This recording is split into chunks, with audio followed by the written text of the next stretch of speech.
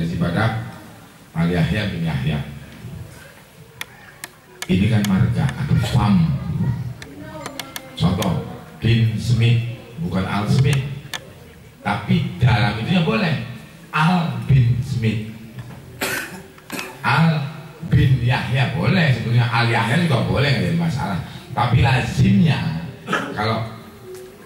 kalau bukan sayyidnya, misalnya ada Bajiber Arab nih, misalnya Arab, keturunan Arab bukan sayyid, Bamatraf ada. Kalau dalam sayyidnya ini misalnya Ba'agil, itu bukan Al-Agil, bukan, tapi Ba'agil. Kalau pendapat saya seperti itu. Adapun kalau misalnya Al Yahya boleh saja, karena ini kalau nanti hukum ilmu alatnya nanti dibolehkan, sebetulnya itu nggak jadi masalah. Kemudian siapa pejuangnya? Wallahu a'lam, karena saya nggak zamani Pak, hanya dapat ceritanya bahwa termasuk Aba Ismail ini memang Hizbullah. Kalau di Jawa Barat itu namanya kan dulu Hizbullah. Nah, Hizbullah yang paling menderita itu ketika masa akhir Indonesia, Republik Indonesia Serikat. Hizbullah harus pindah ke Jawa Tengah. Kalau Jawa Tengah nanti dijadiin TNI, saya sering dengar tuh sama orang tua sama kakek dulu kalau cerita tuh gitu. Kalau yang tetap di Jawa Barat itu nantinya dianggap pemberontak, akhirnya muncullah DI dan lain sebagainya. Makanya mungkin daerah Pasuruan banyak karena jauh tuh Jawa Tengah suruh sana, karena Jawa Barat ini bukan daripada bagian Republik pada waktu itu yang disepakati di Den Haag. Itu nanti ilmu sejarah. Tapi yang jelas di Cirebon itu banyak Hizbullah. Hampir semua pesantren Butet, Munjul, Babakan, Jiwaringin, termasuk para sayyid, para habaib di masa itu, memang kalau yang masih muda mereka berjuang melawan Belanda. Cirebon ini memang terkenal, bahkan kalau 10 November itu Butet termasuk yang kebagian penghargaannya ketika peristiwa 10 November Hari Pahlawan itu, karena Cirebon banyak mengirim laskarnya ketika ke Surabaya. Kira-kira begitu.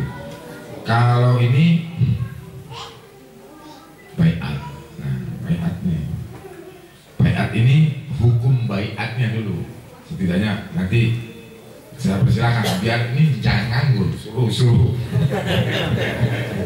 Dan hari ini suruh cerita, sebenarnya baiat itu seperti apa, atau stempel ini dalam masyarakat. Karena ketika kita mengatakan masalah baiat ini sebenarnya agak sensitif juga kan gitu. Tapi alhamdulillah saya belum pernah membaiat orang. Jadi kalau dibilang Al Yahya, Al itu kan keluarga, atau bin Yahya, Al bin Yahya itu sudah malum di kitab seperti Mujammul Nafid, Habib Asy-Syafiri, terus Samsul Zahiro, Habib Ahmad Masyhur, Habib Abdurrahman Al-Masyhur mengatakan ada Al bin Jindan, Al bin Habib, itu semuanya sama lakob. Adapun di kalangan keturunan Balawi Al-Husaini, jadi salah satu marga ini yang harus kita ketahui juga bahwa ada marga Al-Masyhur, di keturunan Imam Hasan juga ada Al-Masyhur Al-Hasani. Jadi antara keturunan Imam Hasan dan Imam Husain itu ada yang sama. Untuk tadi tidak ada masalah ya, untuk marga mau bilang Al Yahya, mau Al bin Yahya, mau bin Yahya aja nggak masalah. Seperti bin Agil itu dengan Bagil baru beda.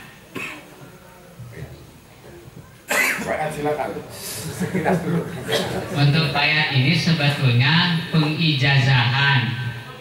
Jadi bayat itu ada bayatul jamiah seperti di FPI juga ada bayatul jamiah, ada bayatul riban di kalangan sahabat. Ketika itu zaman sahabat ada bayatul jihad. Yang di asadatin ini bayat muta'arifah, bayat toriko, artinya mentalkinkan atau mengijazahkan daripada ilmu dari gurunya kepada santri. Dan bayat ini sebagai robitoh tali penyambung antara santri dengan mursyid. Karena di Al-Quran yang manadu kulunasin bi imamihim. Jadi setiap orang itu nanti daerah akan dibangkitkan berdasarkan imam-imamnya. Kata Habib Ahmad Masyhur bin Toha Al-Haddad dalam kitab Miftahul Jannah. Jadi ini sebagai tali pengikat dan sanad yang tersambung hingga ke Rasulullah. Karena semua ilmu yang diajarkan itu harus ada tanggung jawabnya. Jadi semua aurat yang dalam susunan Al Habib Umar ini insya Allah semua ada sanadnya. Seperti doa Allahumma inni a'udzubika min dzikri dunya wa dzikri qiyamah. Itu doa disebutkan dalam kitab Al-Askar riwayat Sunan Abi Dawud. Dan Habib Umar bin Yahya ini mempunyai sanad kepada Sunan Abu Dawud mulai kiamat sebagai kuningan. Seperti Allahumma inni as'aluka huda wa tuqa wa afiyata wa ghina, semuanya ada. Allahumma asturna bisitrikal jamil, itu doa gurunya Imam Syafi'i, Sufyan bin Uyainah. Itu di kitab sanad ada. Karena Habib Umar ini beliau berguru dengan Imam Mekah, Syekh Mahfud Termas. Syekh Mahfud Termas ini dalam kitab Kifayatul Mustafid beliau menuliskan sanad fikih Syafi'iyah yang merupakan sanad dari doa Allahumma sunna bistrikal jamil. Doa tersebut bukan hanya diriwayatkan oleh fuqaha mazhab Syafi'i, tapi fuqaha mazhab Maliki pun meriwayatkannya dari kitab Mujalasah Wajahirul Ilmi Imam Ad-Dainuri. Jadi seperti doa-doa yang dalam Moro itu ada doa yang bil masur itu dari Al-Quran, hadis, asar sahabat, dan ada juga doa yang goir masur. Doa goir masur ini doa yang hasil istihad para ulama. Jadi semuanya tidak ada masalah. Mafhum dalam akidah Ahlussunnah wal Jamaah itu dibolehkan. Adapun doa yang diijazahkan lewat talaki ruhaniyah, talaki secara batinnya kasab, itu merupakan bagian dari karomah. Kurang lebih seperti itu dari Abah nanti. Terima kasih Ustaz. Kira-kira kalau dari mulut saya terus nantinya sulit ini. Jadi sebelum ada baiat ini ada pendahuluan tadi. Kalau nggak salah tadi di bahasa itu ada. Itu saya kutip dari kalamnya Habib Lutfi, bahwa Habib Umar ini berarti salah satu ulama yang gawang thariqah. Jadi tidak hanya mempelajari punya sanad satu thariqah saja, tetapi banyak thariqah yang dibawa oleh Habib Umar, sehingga menjadikan kapasitas Habib Umar itu dibolehkan mendirikan sebuah thariqah. Mudahnya seperti itu kalau dari sisi sanadnya. Dari banyak thariqah yang beliau ini pelajari. Kemudian otomatis juga ketika seorang ulama yang betul-betul soleh, yang secara tanda-tandanya dari mulai kecil bahkan remaja sampai dewasa ini mempunyai keistimewaan. Bahkan tadi para ulama di zaman sebelumnya Habib Umar itu banyak yang sudah meramalkan. Ulama-ulama kasab itu meramalkan bahwa akan ada datang seorang guru yang mengajarkan ngaji syahadat. Sehingga pengertian stempel tadi adalah bentuk dari kasih sayang Habib Umar kepada muridnya. Selain murid-murid khususnya, mungkin ada murid-murid khususnya yang ditalkin thariqah tertentu yang dibawa oleh sanad Habib Umar. Ya, misalnya beberapa kiainya misalnya yang ditalkin thariqah Satariyah atau thariqah Sadariyah. Contoh, saya pernah dengar itu ada kalam Habib Umar bahwa, mohon maaf, bukan kalam Habib Umar tapi Habib Ahmad Junun, bahwa ketika sudah beliau berbicara, kalau bahasa Indonesianya begini, sekarang ini yang dapat bagja, dapat keuntungan yang besar di sisi Allah itu bukan saya tapi adik saya Umar. Maka siapapun murid saya yang mengaku sudah ditalkin Thariqat Sadaliyah, segera ngalap syahadat ke Umar. Dan yang sudah ngalap syahadat apa sih murid-murid saya itu sekarang yang dari jalur saya Sadaliyah ditutup, kecuali si fulan. Di antaranya ada namanya Sayyid Hasan Aladin.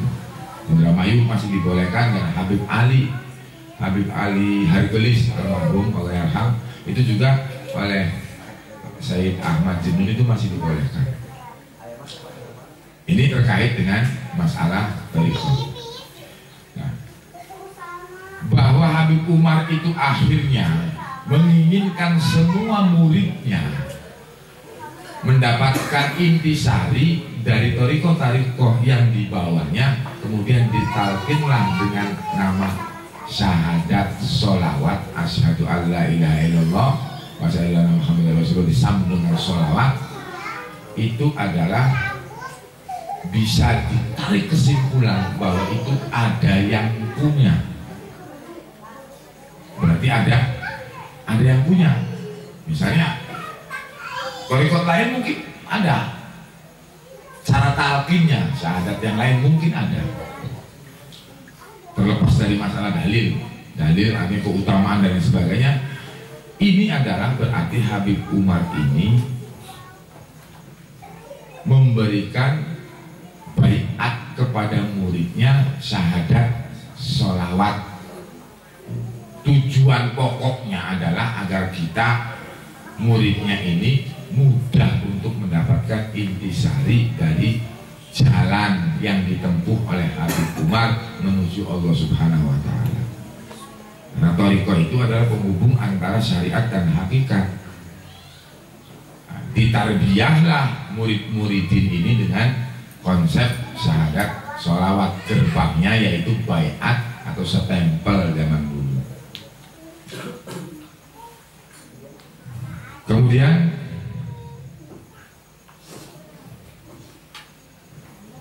saya kira cukup. Apa masih kurang puas penjelasan baiat ini? Cukup. Kemudian ini nadoman. Nah ini Syekhuna Ora Ridho yang muridnya sewangan. Ini urusan internal syahadat ini udah mulai. Internal syahadaten yang sekarang juga sebetulnya ini bukan barang aneh, bukan barang aneh. Artinya semua thariqah pun dulu mungkin mengalami hal yang sama dengan kita. Bisa saja terjadi seperti ini, bisa. Hanya memang agak rumit dan agak unik kalau asyhadaten pamulaga, sehingga ada minta penjelasan Syekhuna Ora Ridho yang muridnya sewangan. Sekarang yang sewang-sewangan itu siapa? Karena apa? Kan gitu. Karena apa ada sewang-sewangannya? Apa coba kira-kira yang paling prinsip sewang-sewangan? Bukan itu. Kalau sholawat, nyabret itu hanya komoditi itu tuh. Komoditi yang menarik untuk komoditi politik tokoh tertentu di asyhadaten untuk menjadikan sewangan. Komoditinya itu selawat, mempersoalkan sholawat. Nah ini orang sholawat dipertentangkan dari zaman dulunya juga sudah ada persoalan sholawat itu. Bukan barang baru urusan sholawat ini. Kalau menurut saya, kenapa sewang-sewangan? Karena apa? Sebagian kita generasi kesini yang mungkin agak ditokohkan atau seperti apa, atau bahkan internal keluarganya sendiri kurang memahami aturan berthariqah. Jadi asyhadaten sebagai thariqah, asyhadaten sebagai tuntunan ini akan sangat berkaitan nantinya. Asyhadatan sebagai toriko dan akan sangat berkaitan. Kecuali kalau asyhadatan sebagai organisasi, karena emang Habib Umar juga mendirikan organisasi Yayasan Penghormat Asyhadatan. Kalau urusan asyhadatan sebagai toriko tidak sama dengan asyhadatan sebagai organisasi. Organisasi asyhadatan, keputusan siapa yang menjadi pemimpinnya itu dulunya juga berdasarkan mubes, kecuali ketika Habib Umar menunjuk, karena pendirinya Habib Umar menunjuk Aba Ismail sebagai ketua organisasi asyhadatan. Nah, itu sebagai organisasi. Setelah itu, kan itu di dalam asyhadatan muncul yayasan Nizamul Wuro Asyhadatan. Boleh nggak? Ya boleh sebagai organisasi. Ketuanya siapa saja silakan. Daerah masing-masing silakan berkembang bersiar demi menuju Allah Subhanahu wa Ta'ala. Silakan.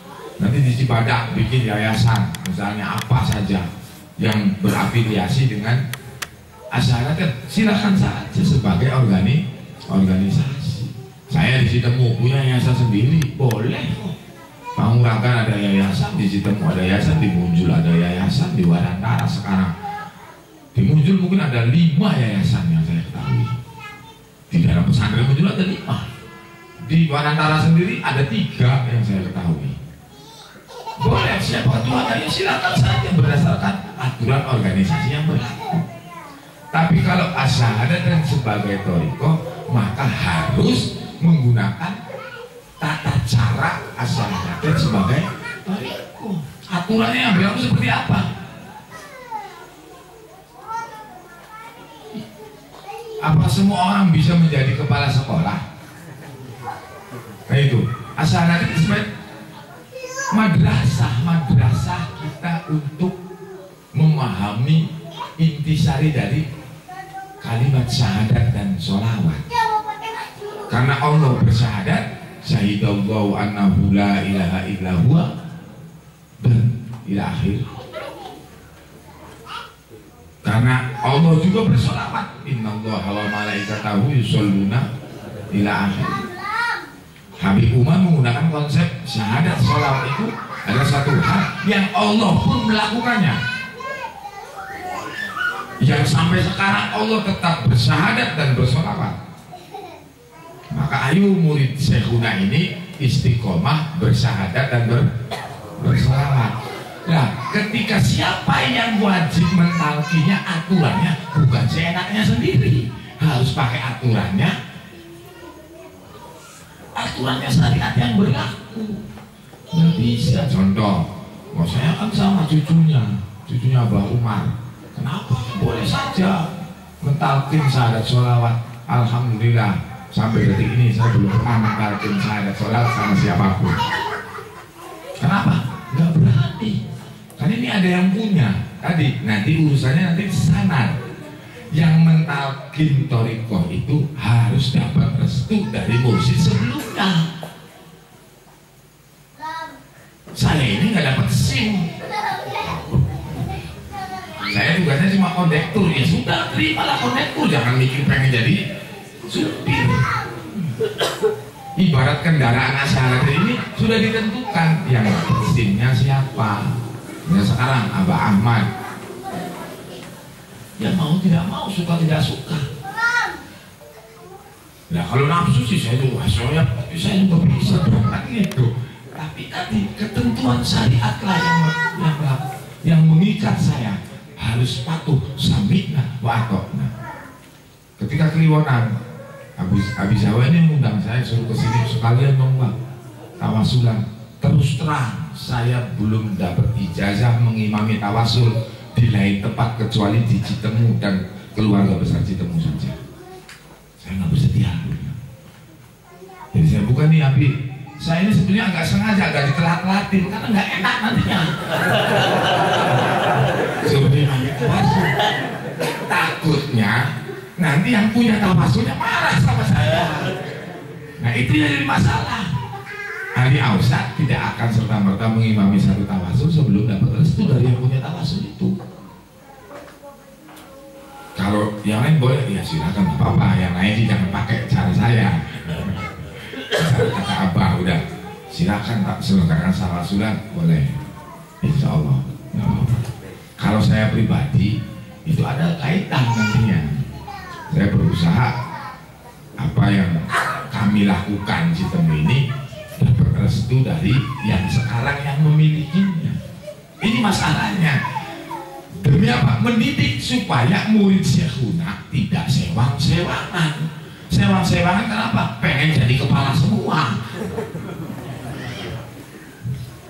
Ridho nggak syekhuna nggak bakal ridho. Kenapa? Nanti sanadnya tidak bersambung sesuai dengan yang disebutkan oleh Ustaz Erwin. Kita ini nanti ketika dikubur akan dibangkitkan bersama pemimpinnya. Dan celakalah kita manusia yang di dalam hidup kita tidak punya pemimpin yang bersambung sanadnya sampai ke Rasulullah.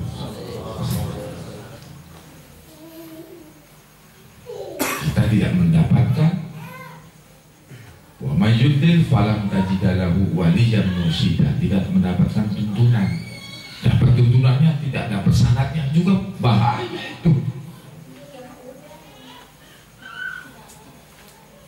Alhamdulillah sudah dapat tuntunannya, tapi kalau sanadnya enggak, itu kita tetap di luar barisan dong. Saya tidak menghendaki kita di luar barisan. Kalau masalah sholawatnya begini, ini bacanya al, ininya bi, ala itu apa? Ibadah kita bin Yahya juga ngerti, enggak itu siapa? Tapi yang terpenting selamatkan ku anfusakum wa ahlikum naro, berdasarkan keyakinan kita yang betul-betul sesuai dengan syariat di bidangnya masing-masing. Ilmu fikih, syariat fikih digunakan. Jangan ilmu toriko pakai dalilnya ilmu akidah yang nggak nyambung. Ini sewang-sewangan seperti itu. Masyarakat bukan toriko, sekarang banyak bukan toriko. Masyarakat pokok toriko itu ilmu akidah itu. Ya memang kalau dua kali syahadat tujuan kita sudah ketemu syahadatnya, kenapa harus pakai toriko? Yang ente udah ketemu belum syahadatnya? Yang kedua udah ketemu syahadat, sholawatnya itu siapa? Habib Umar, kita ini udah ketemu belum? Belum bisa perlu toriko. Kita pakai torikonya Habib Umar supaya kita ketemu dengan syahadat sholawat. Maka diperlukan kebersihan hati menerima siapapun yang ditentukan oleh mursyid sebelumnya untuk menjadi pemimpin kita, menjadi murabbi kita. Jangan lihat lahirnya. Kita berhusnudon, keputusan murabbi itu adalah yang terbaik dan bisa saja sebagai ujian bagi kita para muridin. Jika cara berpikirnya seperti itu, nggak mungkin ada sewang-sewangan. Dan yang sewang-sewangan kalau diajak dialog begini nggak pernah mau.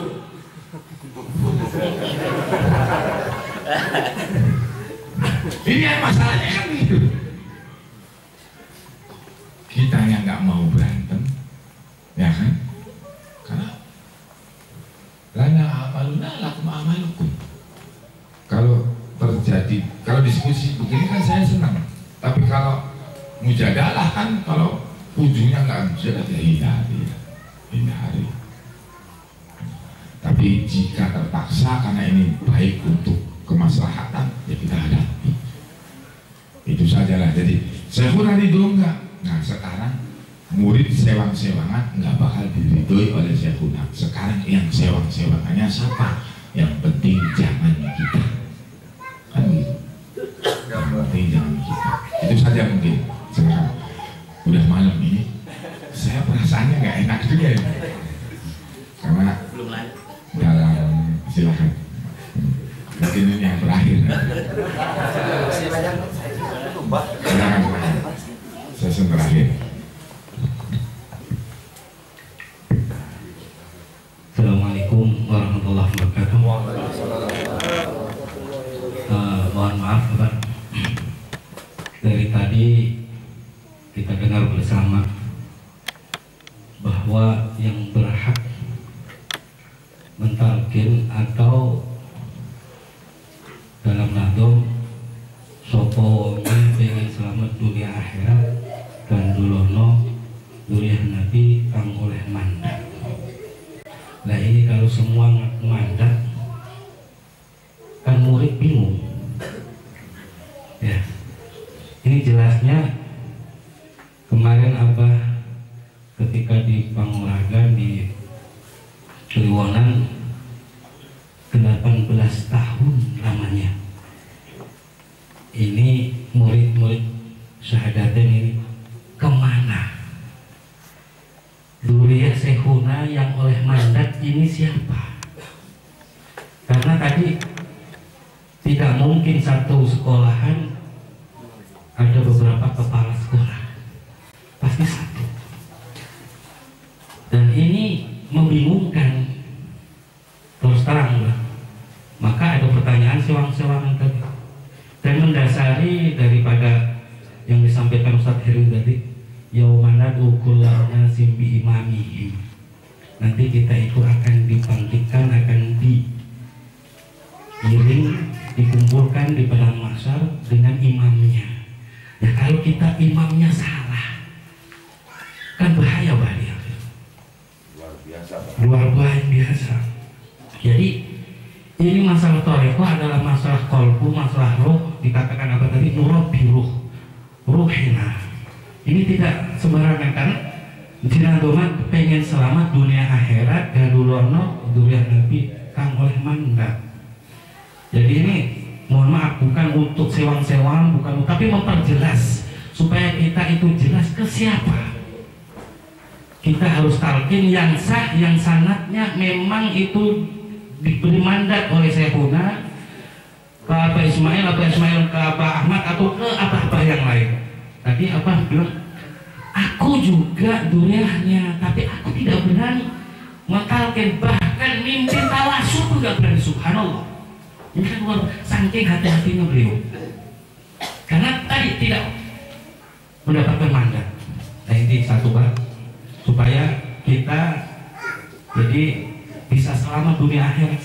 Jadi gandulan dengan yang memang benar-benar dapat mandat dari Syekhuna, tidak yang lain. Yang kedua, sudah barang tentu mursyid atau wali-wali Allah itu mendapatkan gelar. Tapi ini luar biasa. Syekhuna ini mendapat gelar 8. Bahkan 8-8-nya ini adalah nama Allah, sifat Allah. Tapi disandarkan, diberikan kepada makhluknya. Ini berarti Abu Umar tidak sembarangan.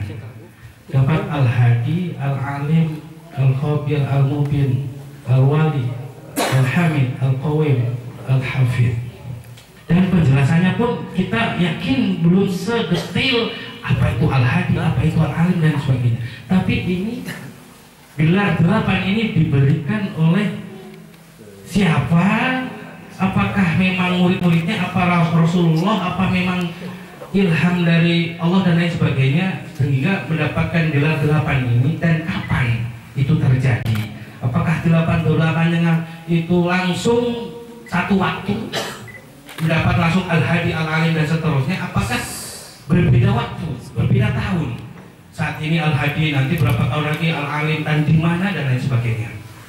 Itu seperti ayat-ayat Al-Quran dia turunnya beratur sampai 23 tahun. Itu. Jadi ini saya berpikir penting kita memahami dan tahu tentang Al-Hadi, Al-Alim dan sebagainya ini. Terus kalau ini dibilang tadi ada disebut tuntunan, thariqah dan organisasi. Nah, tentunya ini tiga-tiganya berbeda, berjalannya juga berbeda. Sepengetahuan saya banyak badal-badal mursyid di thariqah misalkan di Cirebon ada Badal Mursid, nanti di Pekalongan ada Badal Mursid, ada Sumatera ada Mursid, dan semuanya berhak mentalkin, berhak mengikrar. Nah ini kalau disyahadatin bisa seperti itu apa tidak? Gitu. Apakah memang khusus penunjukan dari Abah Umar dan seterusnya? Begitu Abah. 3 pertanyaan, mudah-mudahan bisa dijawab dengan baik dan bisa dipahami oleh semua yang hadir. Terima kasih. Assalamualaikum warahmatullahi wabarakatuh. Tadi Pak berkaitan dengan bayat, yang kami pahami setelah bayat ada pelatihan, ada ijazah terjina, ada modal dan karcis. Sementara pada umumnya jamaah itu hanya mengenal tawasulan saja gitu, di beberapa tempat. Seberapa pentingkah tahapan itu? Apakah bagi yang mau saja? Apa emang harus dijalankan oleh para murid syekhuna? Mungkin itu saja. Terima kasih. Boleh Pak, satu lagi. Boleh, silakan. Nanti biasanya nyangkut ke situ. Bismillahirrahmanirrahim. Mungkin ada sambungannya dengan yang ditanyakan Al-Ustaz Abi Jawa tadi, yaitu Al-Hadi Al-Alim Al-Khabir Al-Mubin Al-Wali Al-Habib Al-Qawim Al-Hafid. Saya hanya bertanya tentang yang Al-Mubin. Ya Allah, ya Rasulullah, ya Syekh Mubin, nuhun karomah, nuhun terang ilmu syariat, hakikat, tarekat, ma'rifat. Jadi mohon maaf Bah, nuhun penjelasannya tentang yang tadi itu, ya Syekh Mubin tadi. Kalau Syekh Mubin berarti guru yang menerangkan tentang syariat, hakikat, tarekat, ma'rifat, memberi penerangan kepada umatnya dengan karomahnya. Itu aja, mohon penjelasan di situ aja Pak. Assalamualaikum warahmatullahi wabarakatuh. Nah ini mulai malam mulai berat ya. Bisa langsung dijawab. Ini nanti Ustadz Erwin sebagian. Kalau urusan kayak gini Ustadz Erwin. Kalau ingin memperjelas begini, kita juga harus ada sejarah tentang mandat. Mandat itu lazim dalam sebuah thariqah. Jadi bukan ngarang lah intinya itu. Bukan hal yang baru ketika Abah Umar, kalau kamu pengen diaku jadi murtisun, murta Ismail, itu diantara kalimatnya Abah Umar terhadap anak cucu mantu itu hadir. Beberapa anak cucu mantu itu hadir pada waktu itu, kiai pun banyak yang tahu. Dan beberapa orang-orang murid-murid Habib Umar yang dekat, tukang bangunannya, misalnya suka bangun masjidnya, memperbaiki apa, semua tahu itu.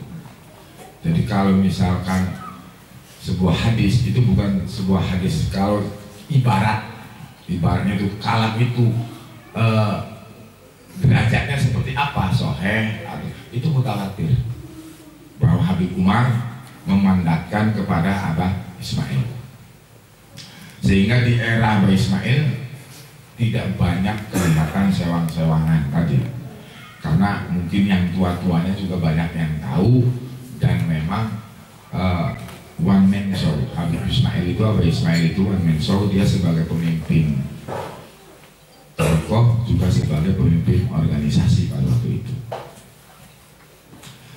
Kemudian kalau Abah Ismail, setelah itu ke Abah Ahmad, itu saya pribadi di tahun 2000, akhir tahun 2000 itu dikumpulkan seluruh keluarga Abah. Tapi sebelumnya ada pertemuan dulu di Munjul, ada pertemuan, kemudian pada waktu itu,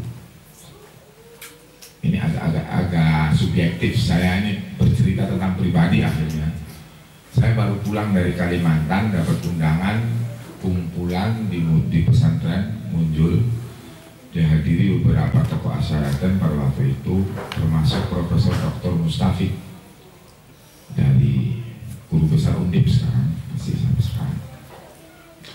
Muncul kemudian undangannya silaturahim, demokratisasi asyaraten, kira-kira seperti itu judulnya. Kemudian saya hadir dan di sana terjadilah kekacauan lah intinya, kekacauan berpikir. Ya tadi tidak bisa membedakan mana ini urusan thariqah, mana urusan organisasi, sehingga saya bubarkan pada waktu itu. Pertemuan itu saya bubarkan karena saya anggap ini tidak kapabel dibahas dengan cara seperti ini. Karena di situ banyak sekali hal-hal yang tidak manfaat. Dan nanti mujadalah, akan terjadi mujadalah. Sehingga waktu itu bubar saja. Yang terbaik adalah bubar.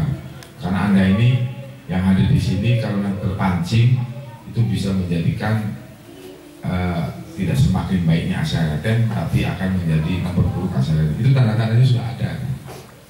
Itu Abah Ismail masih ada. Abah Ismail masih ada. Kalau di Munjul tahun 99, saya masih ingat sekali pulang dari Kalimantan 1999. Dan setelah di Munjul itu akhirnya sepakat.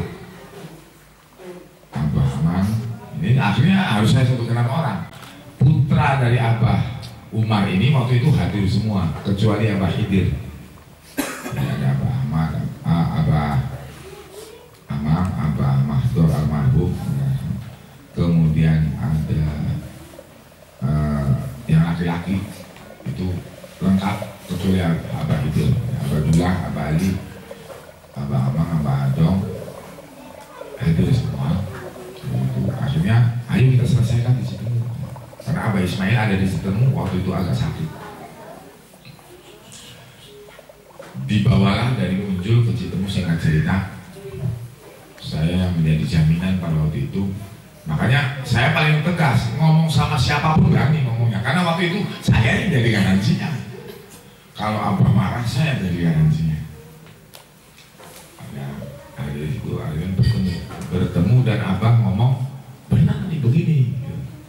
Sudah, nanti minggu depan atau bulan depan segera ketemu lagi. Nanti saya kumpulkan lagi anak-anak saya agar nanti bisa ngatur siapa yang mimpin organisasi, siapa yang mimpin pendidikan, siapa yang itu. Semua potensi asyaraten harus segera lebih maju karena saya sudah tua. Saya tidak lama lagi. Abang ngomong sama itu Abah Ismail.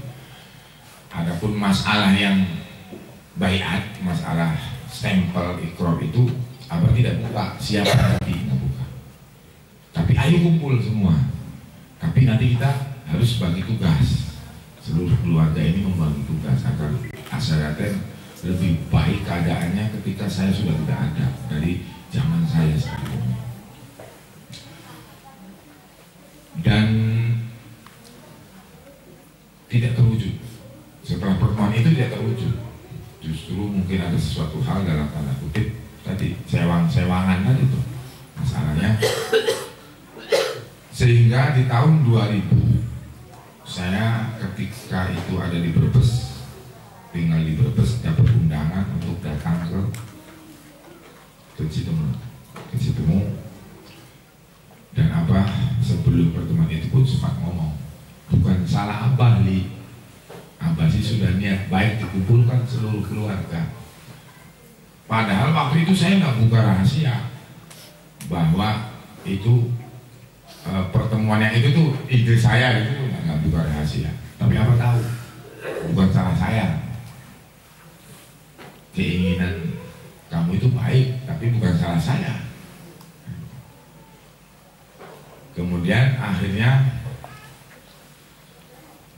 dikumpulkanlah, dan disitulah seperti dengan Habib Umar sama perkara dunia, anaknya ini nanti tempatnya di sini, di sini, di sini.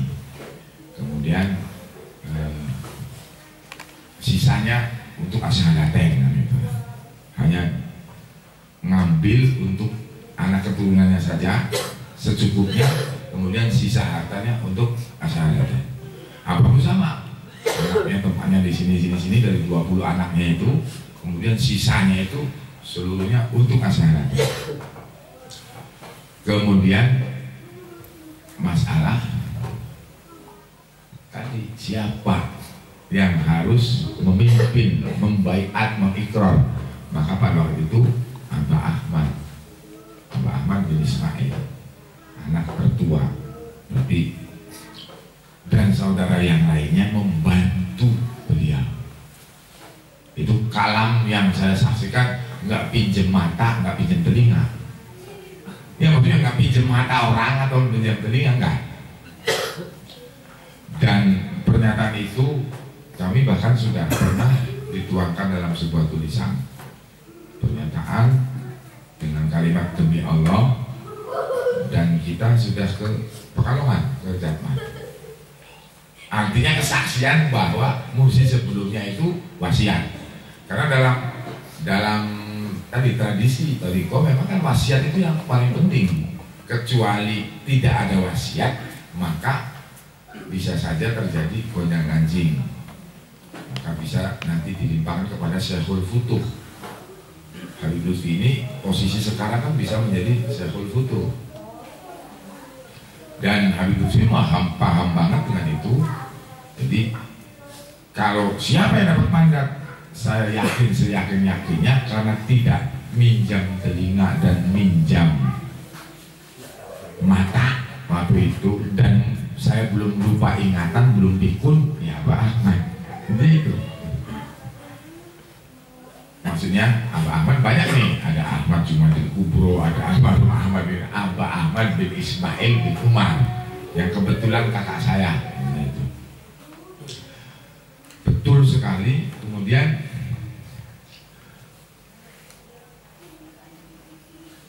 gimana akhirnya ini tidak menerima, tidak menerima dan menerima, itu terserah mereka. Dan penolakan itu sudah terjadi, di hari itu sudah ada penolakan. Kakak saya, salah satu kakak saya kemarin ngajak dialog itu, memang nolak di situ. Gentleman ya, nolak di situ karena mengganggu. Akhirnya dari dulu memang kalau sama saya tuh, jadi kalau udah runcing ya dilalahnya tuh, kenapa harus Ali Ausat? Keluar ayo, biarkan selesai di sini, kita ngobrolnya di luar. Dan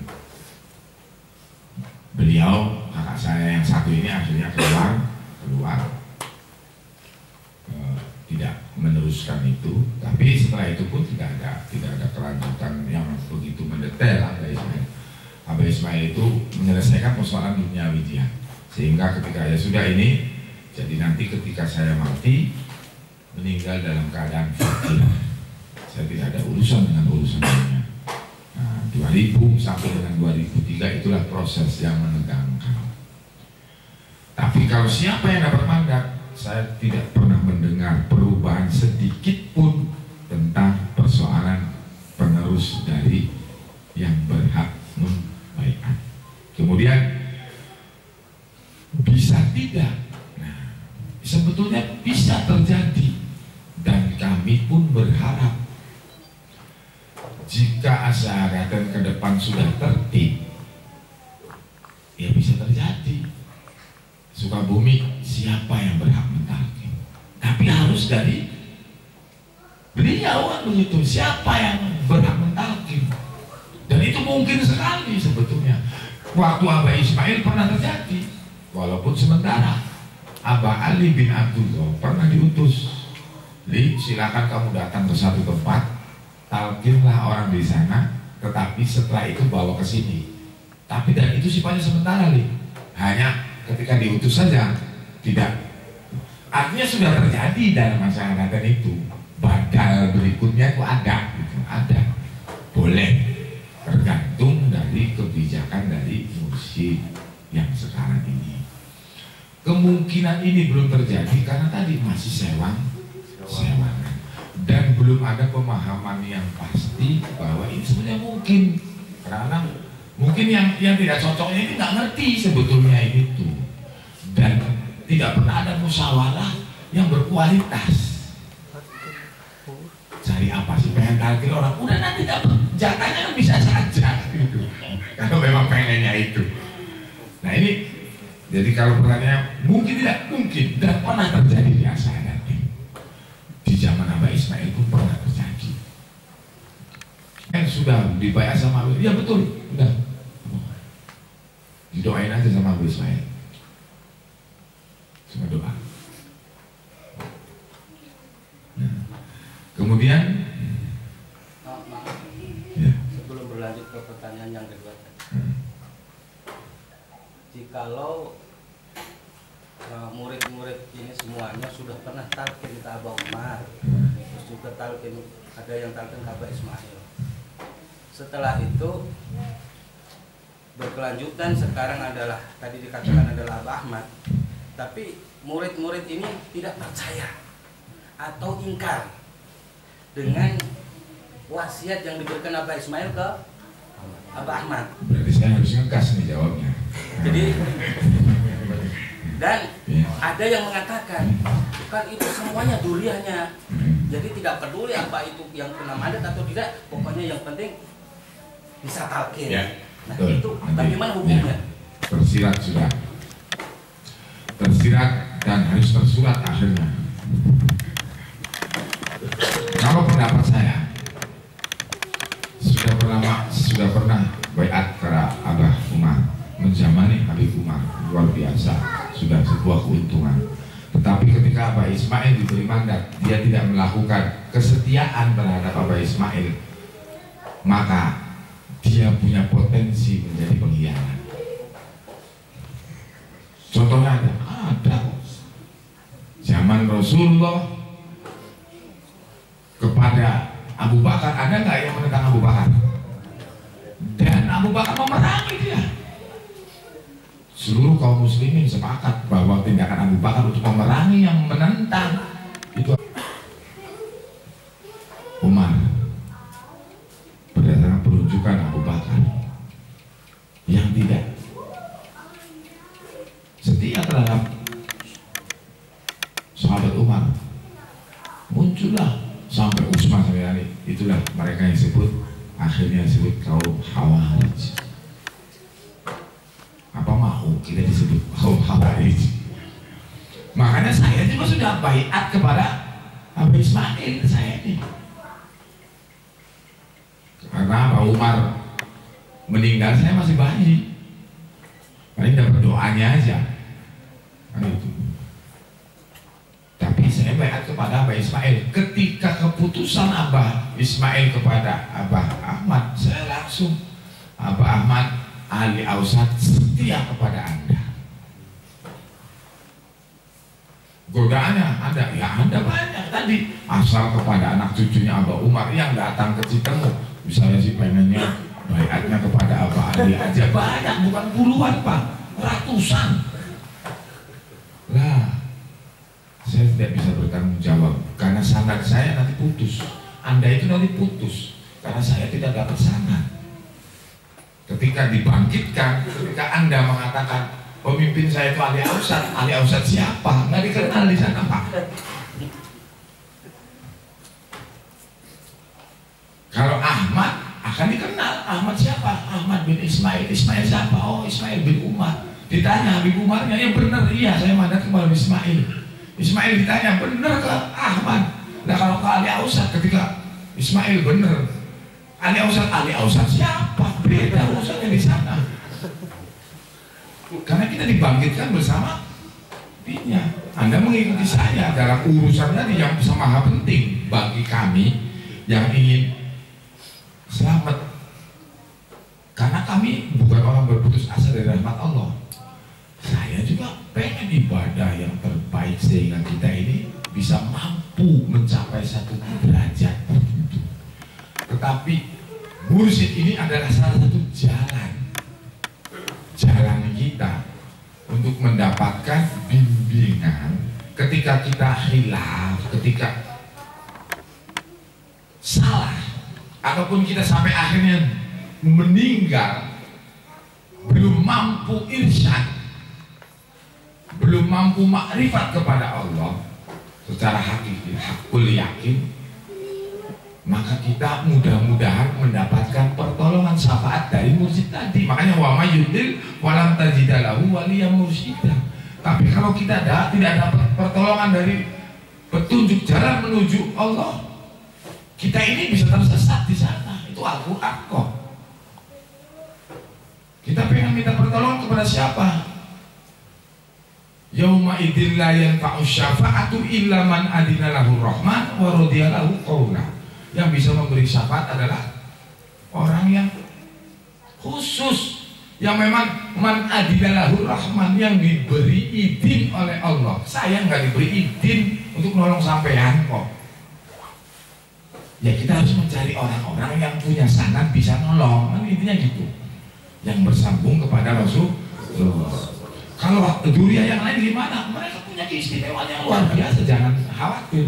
Setidaknya mungkin keluarganya bisa terselamatkan, atau mungkin orang lain yang betul-betul mahabbah bisa terselamatkan. Tetapi mampukah banyak sebanyak itu? Kita nggak tahu.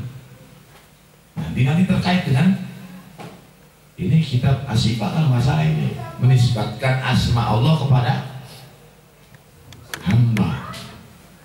Nanti Ustaz Erwin nanti lebih gamblang, karena ada yang berpendapat ulama itu ada 313 asma Allah, ada yang berpendapat 99 asma Allah, ada yang berpendapat 10.000 asma Allah, ada yang macam-macam pendapat. Tetapi banyak sekali memang asma Allah yang dianugerahkan Allah kepada Nabi kita. Contoh, laqad ja'akum rasulun min anfusikum azizun alaihi ma anittum harisun alaikum bil mu'minina raufur ar-rahim. Itu asma Allah, tapi dinisbatkan kepada Rasulullah SAW. Banyak ayat-ayat yang membolehkan, bukan membolehkan, Allah sendiri memang menisbatkan asmanya kepada seorang hamba yang dikehendakinya. Itu sifat ma'ani, kan gitu. Ada asma'ul sifat, ada asma'ul dzat. Asma'ul dzat yang dilarang, tapi kalau asma'ul sifat dibolehkan. Sehingga dimungkinkan beberapa ulama-ulama atau para dzurriyyah Rasul kebanyakan yang akhirnya memimpin jalan menuju Allah karena diberi anugerah oleh Allah, mendapatkan tadi sifat-sifat Allah itu yang maha mulia sebagai bukti karomahnya sang murabbi itu menuju Allah Subhanahu wa ta'ala. Jadi kalau menurut saya nggak jadi masalah secara hukum. Kemudian adapun siapa, waktu berbeda atau pada waktu bersamaan, mohon maaf Abi Zahra, saya tidak bisa menjawab, hanya sekilas saja ceritanya. Kembali lagi, ketika waktu itu di tahun 47-an lagi, peristiwanya agak jauh di tahun 47, dulu yang sangat dikenal alim dan luar biasa kalamnya. Dulu dikenal kalau Abah Ahmad Junun itu sangat ditakuti. Celaka kamu, keluar dari rumah celaka orang. Jangan permisi mau pulang, jangan pulang, dia maksa, pasti jungkel. Itu takut di luar biasa namanya. Dia dapat gelar Syekh Nuril Mubin, muridnya banyak waktu itu. Nah, di satu ketika baca maulid di Panguragan, baca maulid ketika baca zaman berzaman Fatimah kawin, ambil pengantin di tanah Rasul.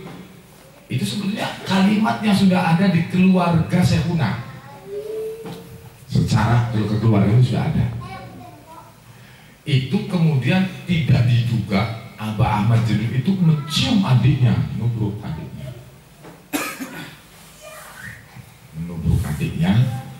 Umar, silakan oleh pulung, karena dia marifat tahu.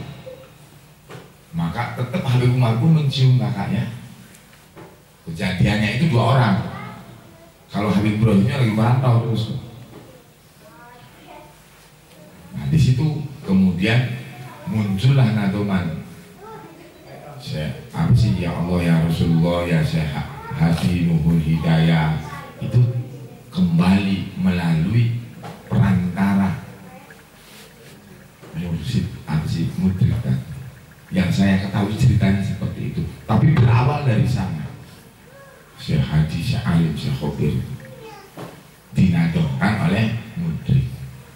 Kemudian ayo tawasulan, itu tahun 5 baru dimulainya tawasulan. Itu tahun 49 akhir tahun 50-an.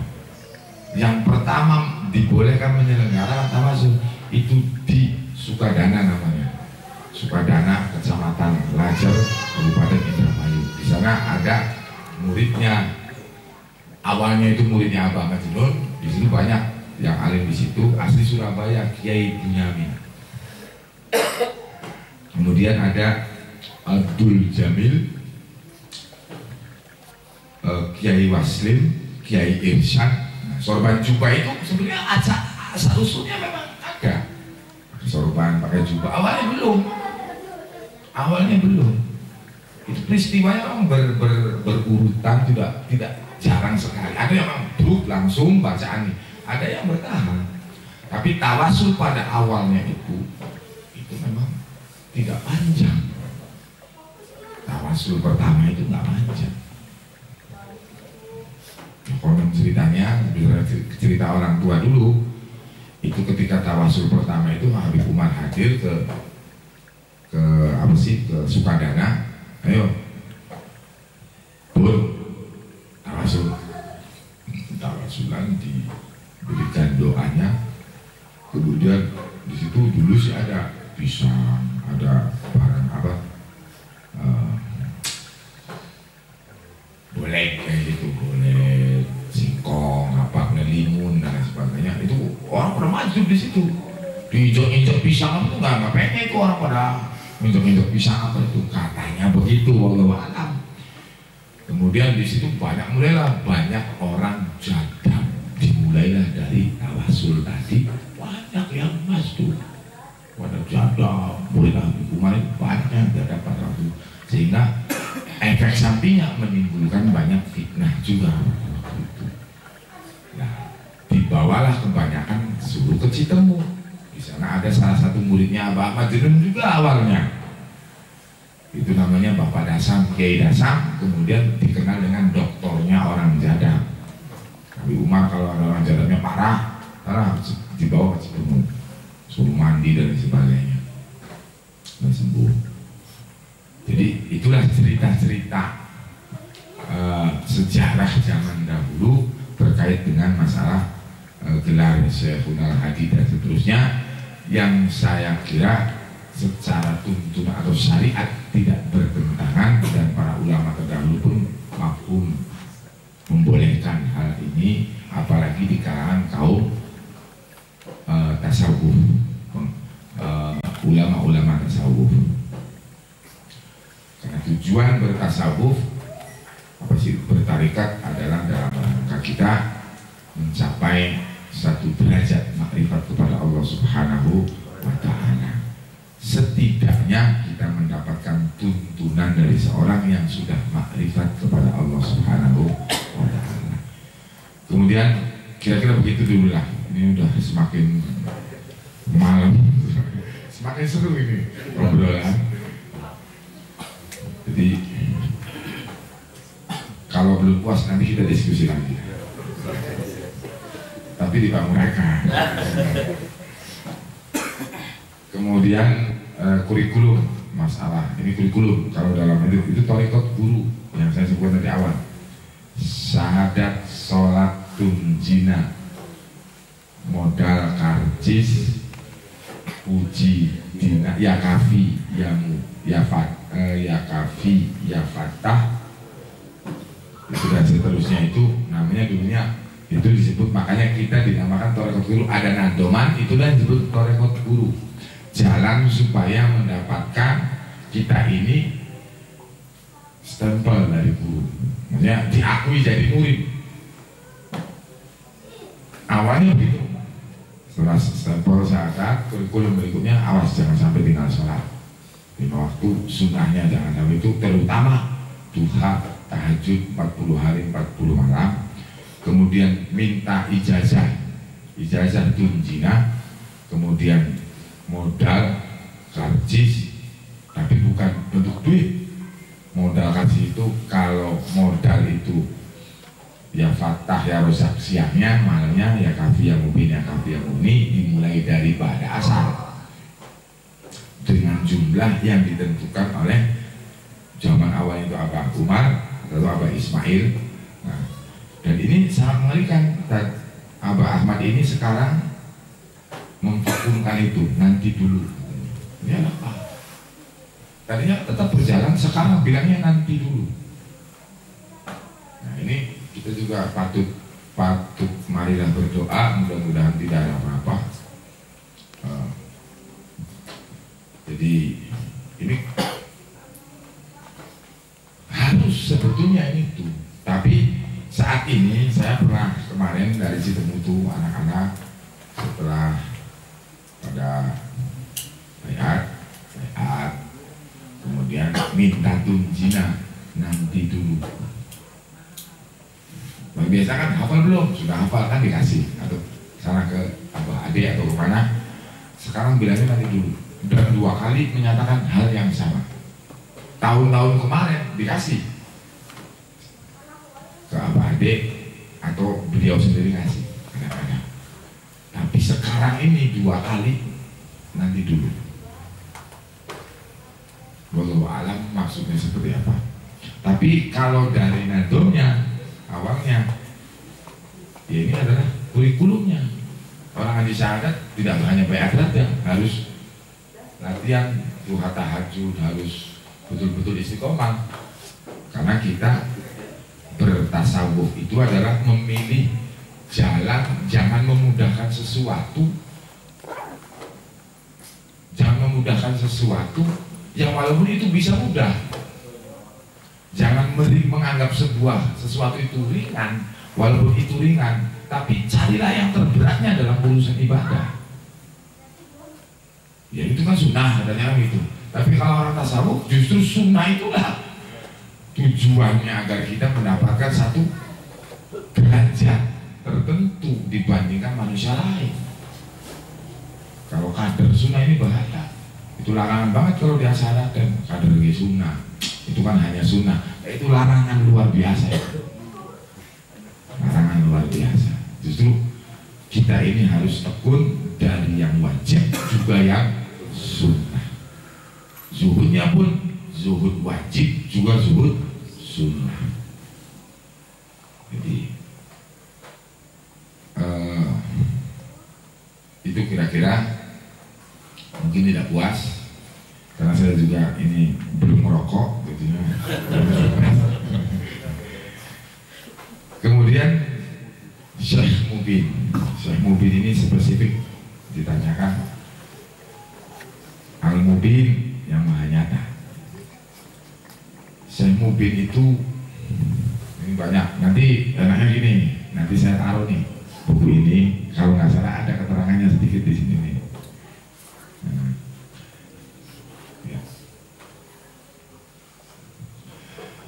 Syekh Mubin nuhun terang ilmu syariat, hakikat, thariqat, ma'rifat. Kalau Qurannya banyak di sini sebenarnya, Al-Mubin banyak. Memang asma Allah ini. Kemudian guru yang bisa menjadikan atau membimbing kita dalam sisi ilmu syariat. Jadi betul pertanyaannya, syariat, hakikat, thariqat, ma'rifat maksudnya seperti apa? Saya juga lagi nyari Pak. Makanya kita juga lagi bersama-sama belajar. Yang terpenting konsepnya gini Pak. Kita meyakini bahwa guru kita ini adalah pembimbing kita dalam hal ilmu syariat. Maka kita pun harus mencari ilmu syariat itu dengan benar. contoh Sukabumi, di sini ada pakar ilmu syariat. Abi Jawa, datang aja ke Abi Jawa, ini syariatnya seperti apa gitu. Kemudian kalau hakikat berarti kan perlu sebuah pendalaman dari syariat. Nah, penghubungnya adalah thariqat, syariat, hakikat, thariqat, ma'rifat. Thariqat ini kita lagi berguru. Penghubung dari syariat menuju hakikat adalah thariqat. Hasilnya nanti adalah ma'rifat. Kalau kita memulainya dari start yang benar, syariatnya benar tadi, baiatnya kepada orang yang benar, orang yang hak, insya Allah dalam perlombaan itu kita akan mendapatkan bimbingan secara syariat. Kita akan dapat petunjuk dari guru kita, yakin saja, yakin. Tapi salahnya tadi kita ini menggunakan metodenya, metode yang sesuai dengan syariat yang benar, jangan yang nyeleneh lah. Misalnya ini kan tasawufnya pakainya syariatnya wahdatul wujud, janganlah.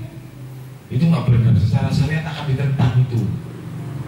Kita pakai tasawuf yang lurus saja, yang secara masyhur banyak di kalangan Ahlus Sunnah wal Jamaah ini, sehingga kita nanti tidak terjebak justru menjadi sumber fitnah bagi Asy'ariyah. Karena banyak ini pemahaman tentang tasawuf Asy'ariyah ini kadang-kadang, mudah-mudahan Sukabumi sih janganlah, banyak ngaku muridnya Abah Umar tapi syariat berbicaranya tentang tuntunan saja itu kadang-kadang ngawur luar biasanya. Zaman itu dipimpin oleh beberapa Ahlul Bait Rasul, kemudian saling berpasang-pasangan. Ini saya buka di sini. Kemudian dan itu ada yang memegang dohir dan memegang batin. Itu ilmunya cocokologi. Yang penting menurut dia cocok, itu dianggap benar. Ya, tidak bersandarkan dari, harusnya kalau ilmu ini kan syariatnya kita ambil dari kajiannya Syekh Abu Yazid Al-Bustami, Imam Ghazali. Kita dapatkan harus dari sana syariatnya. Karena Habib Umar pun punya sanad ilmu, seluruh ilmunya sekitarnya Imam Ghazali, Habib Umar punya sanadnya. Bahkan Habib Lutfi sendiri yang menyaksikan setidaknya beberapa juz Ihya Ulumuddin Habib Umar di luar kepala. Jadi kita nggak usah yang nyeleneh-nyeleneh. Kadang-kadang kita dapatnya nih, punten dari seberang sana, menisbatkan ini dari Asy'ariyah. Masa yang memegang batin zamannya Kanjeng Nabi itu adalah Syekh Ahmad Ar-Rifai, itu kan ngaco banget. Kalau Syekh Ahmad Ar-Rifai-nya hidup di zaman sekarang, dipentung itu orang yang ngomong kayak gitu. Jadi syariat kita harus benar sesuai dengan syariat yang diajarkan oleh guru kita, yang memang secara syariat juga belajar dengan benar, menggunakan metode syariat yang benar, ngaji ilmu ar-risalah secara fikihnya, Ihya Ulumuddin secara ilmu tasawufnya, Johar Tauhid secara ilmu akidahnya, dan seterusnya dan seterusnya. Jadi orang Sukabumi tinggal datang yang alim, orang sendiri, dan boleh ke siapapun sebetulnya, kecuali jangan ngaji sama orang yang benci sama Asy'ariyah, gue bahaya. Tapi kalau orang yang memang netral, memang kita niat ngaji, boleh saja kemana saja. Apalagi Sukabumi ada Abi Jawa, tinggal datang aja ke sini pengen ngaji. Apa sih bisanya begini dan begini dan begini, secara syariatnya seperti apa, kemudian ditanyakan. Kalau terkait dengan ilmu hakikat thariqat, datang ke Panguragan, lihat tuh di sana, insya Allah dapat ketemu. Asal setatnya benar. Tapi kalau setatnya punya baiatnya ke Ali Ausat, nggak bakal ketemu sampai ya. Nanti saya mainin kan gitu. Yang penting orang yang percaya sama saya. Nanti kan akal-akalan. Kenapa? Sang muasisnya, karena karomah aulia yang sudah tidak ada justru kadang-kadang lebih hebat ketika sudah tidak adanya ketimbang ketika hidupnya. Walaupun kalau manakibnya Habib Umar cerita karomahnya udah repot, sekali.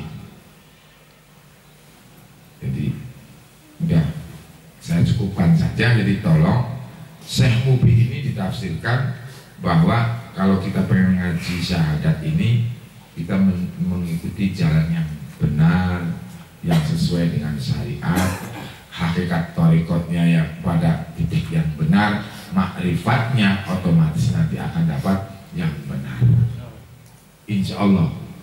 Dan saya yakin tidak bakal bohong karena buktinya banyak kan gitu. Saya kira ini sudah malam, kalau diterusin semakin ngantuk, kasihan juga anak-anaknya, nanti ibunya marah itu. Ya ibunya marah itu, kenapa anak dibawa-bawa sampai malam-malam kayak gitu. Ya, jadi kalau ada yang benar itu semata-mata dari Allah Subhanahu wa Ta'ala. Kalau yang salah itu karena saya juga manusia biasa. Bahkan sang murabi pun bisa saja salah karena manusia masih. Adanya murabi nih. Contoh misalnya nih, sekarang banyak yang protes nih. Nggak cocok tadi tuh, nggak percaya, nggak cocok kalau dia tuh salah kan gitu. Emang ada masalah kalau manusia salah. Kalau iblis benar itu masalah itu. Kalau manusia salah ya pasti. Kalau iblis benar atau malaikat salah, kita itu bermasalah, bahaya ini, ada apa kejadiannya. Tapi kalau manusia salah, ya nggak jadi masalah. Tinggal kita berhusnudzon dulu, jangan dipandang dari satu sisi saja. Bisa saja beliau ini lagi menguji kita. Makanya alhamdulillah saya sih cocok nggak cocok dicocok-cocokin, karena pada dasarnya sang Abah Ahmad ini bagi saya adalah seorang guru panutan yang nasihatnya akan saya turuti apabila tidak bertentangan dengan syariat. Lah, apalagi kalau misalnya kakak saya insya Allah nggak bakal sih nyuruh kamu nyuri, kan nggak bakal. Kalau misalnya sampai kamu mencuri, saya nggak mau. Lah ta'ata li makhluqin, syariat tidak membolehkan. Karena Syekh Mubin ini nyata syariatnya harus ditegakkan. Maghrib Isya itu kalau dulu zaman Syekhuna itu nggak ada santrinya yang lolos Maghrib Isya. Isyraq sampai duha itu pasti murid Syekhuna sejati itu nggak bakal setiap harinya meninggalkan itu kecuali sakit. Mohon maaf, Kiai Mas Ruhid pernah saya tanya, bagaimana tentang ibadah itu? Ini akhirnya panjang lagi. Ini sebagai ini karena ini luar biasa, pertanyaan yang luar biasa menurut saya. Mas Ruhid, saya pernah tidak tahajud sekali setelah kena Abah Umar. Itu pun karena apa? Maksudnya tidak bisa melakukan dengan benar.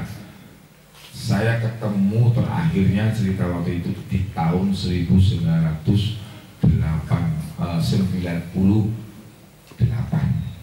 terakhir ketemu. Saya tanya tentang, mohon maaf, ijazah apa? Itu secara khusus Kiai Mas Ruhid ditalkin ayat kursi sama Habib Umar 10.000 semalam. Jadi banyak kiai-kiai tertentu beda-beda dengan kita orang ini banyak. Kita sih yang umum-umumnya udah repot luar biasa kan gitu. Kalau beliau itu ada yang khusus, dia talkin ayat kursi dan bercerita luar biasa kehebatannya ayat kursi. Dan dia mengaku, saya pernah melupakan satu kali, tidak melakukan sholat tahajud. Saya sakit 7 hari, yang 6 hari saya masih bisa melakukan tahajud dengan terangkan. Yang seharinya saya tidak lakukan karena apa? Karena saya hampir tidak sadarkan diri, jadi tidak bisa ruku sujud atau duduk, nggak bisa. Tetapi hati saya menginginkan waktu itu sholat tahajud. Itulah murid Syekhuna zaman dulu. Tipenya tuh kayak gitu, dan dicatat tanggal sehari apa, tanggal apa, dicatat, dan menangisinya luar biasa. Nah kita tinggal tahajud 1 bulan asik-asik aja.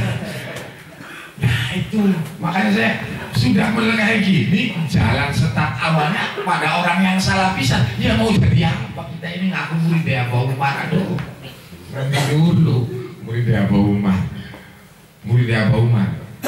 Mohon maaf, kakek saya umurnya 100, meninggal umur 120 tahun.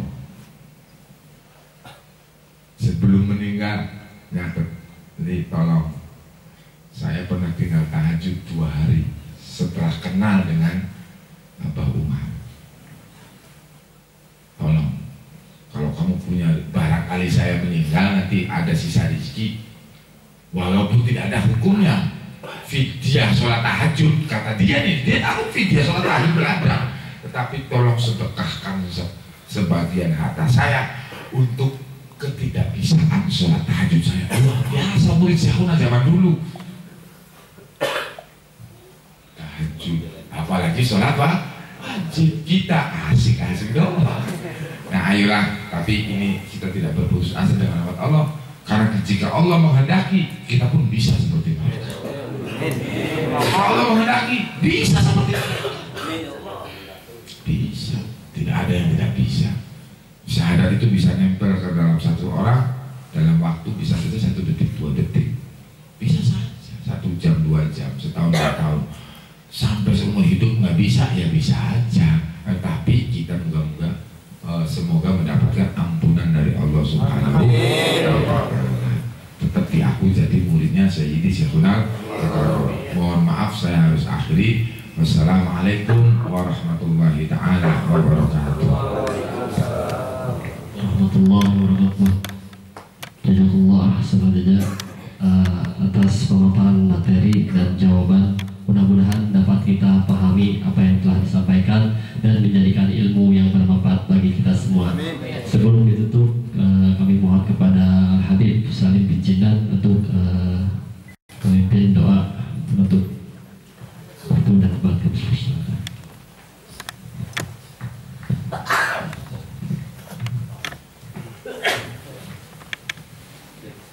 Alhamdulillah, sallallahu alaihi Muhammadin. Allahumma taqabbal amalana wa ja'al ta'atika istihalana wa ilal khairi malana wa ilal afiyati abdana. Allahumma barik fi wa barik fi auladna wa la tadurhum wa fi ta'atika warzuqna birrahum. Allahumma afina min balai wal tuhna tana ma wa alai wa arzina syukrana ma ibajana min ibadika salihin fi khairin wa latna afiyah. Allahumma yassir lana umurana ma'a rahati li qulubina wa abdanina ma'a salamin lafiya fi dinina dunyana. Allahumma habibna bihubbika tanakuna minal mukhlisin. Allahumma ja'al sariratuna khairan min alaniyatina wa ja'al alaniyatina salihah. Allahumma